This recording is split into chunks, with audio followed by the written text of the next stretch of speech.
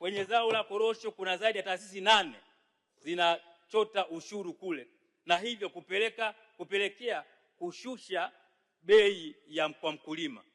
Kuna TMX wanachukua fedha kule, kuna hizi RS wanachukua fedha kule, kuna bodi ya korosho yenyewe inachukua fedha, lakini kuna TARI na Liendele wanachukua fedha na taasisi zingine, na hawa vile vile, kwa sababu hapa tunapitisha bajeti zao za matumizi mengine. Kwa nini wakachukue fedha kule kwa mkulima? Kwa sababu hata kama wanaweka chaji ndogo, lakini mfanyabiashara anapoenda kununua anabebesha chaji ile, anapunguza bei kwa mkulima. Tuondoe hizo tozo ili mkulima apate bei ambayo inatija kwa zao lake la korosho na mazao mengine ya kimkakati. Mheshimiwa Mwenyekiti, nilisema mchango wangu wa pili tutajikita kwenye serikali za mitaa. Ukisoma ibara ya 146 ya katiba yetu ya Jamhuri ya Muungano wa Tanzania, imeelezea madhumuni ya kuanzisha kwa serikali za mitaa ni kwamba kupeleka madaraka kwa wananchi. Na huko nyuma kama walivyosema wachangiaji waliopita kwamba kulikuwa na program mbalimbali ya kupeleka maboresho kwenye serikali za mitaa.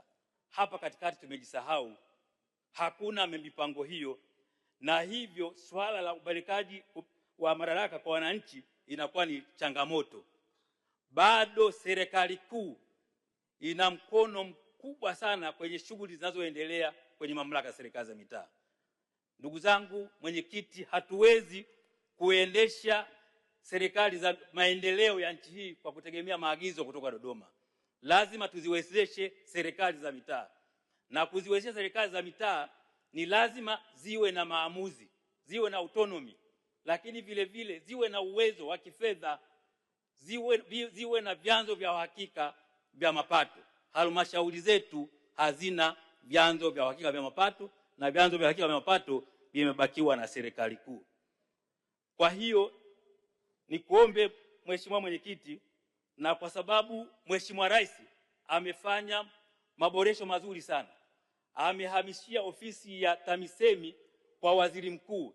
Ninatarajia sasa Mheshimiwa Waziri Mkuu, na kama nilivyosema kwamba waziri wa nchi mwenye dhamana TAMISEMI Mheshimiwa Profesa Shemdoe ameishi katika mazingira haya, wataratibu haya mageuzi, lazima kuwe na reformu ya kutosha kuhusu sera yetu ya ugatuaji.